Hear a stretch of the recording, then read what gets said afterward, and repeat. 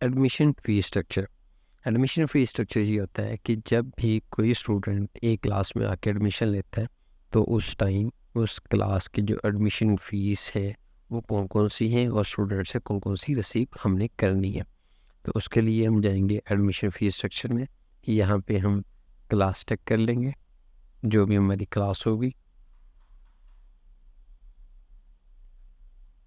Class के बाद हम उसका फ़ी का टाइटल देंगे और टोटल कितनी फ़ीस हमने एडमिशन फ़ीस ली।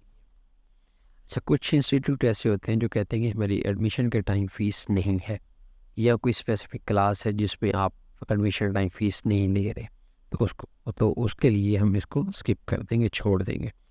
और अगर कुछ इंस्टीट्यूट ऐसे होते हैं जो कहते हैं कि जी एडमिशन टाइम पर हमारे 2 या 2 से ज़्यादा फ़ीस हैं, तो उसके लिए एडमिशन फ़ीस आ गई हमारे पास, सिक्योरिटी चार्जेस आ गए,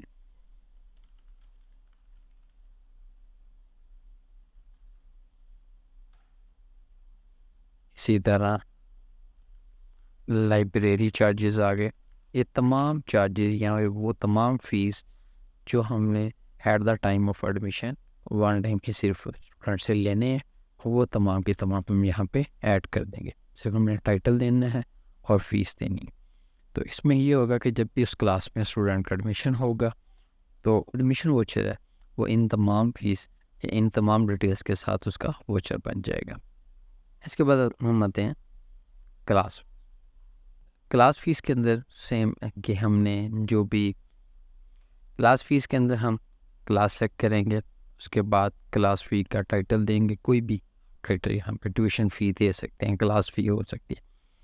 और दूसरा ये कि ये कब स्टार्ट हो रही है ये क्लास, और इसकी क्लास की जो टोटल फ़ीस है वो लास्ट उसकी डेट क्या है कि कब तक हमने उसकी रिसीविंग कर लेनी है, और उसकी पूरी क्लास ड्यूरेशन के टाइम उसकी कितनी फ़ीस बनती है। अब कुछ इंस्टीट्यूट ऐसे हैं वो कहते हैं कि क्लास फ़ी के अलावा हम और भी फ़ीस जो है वो स्टूडेंट से लेते हैं।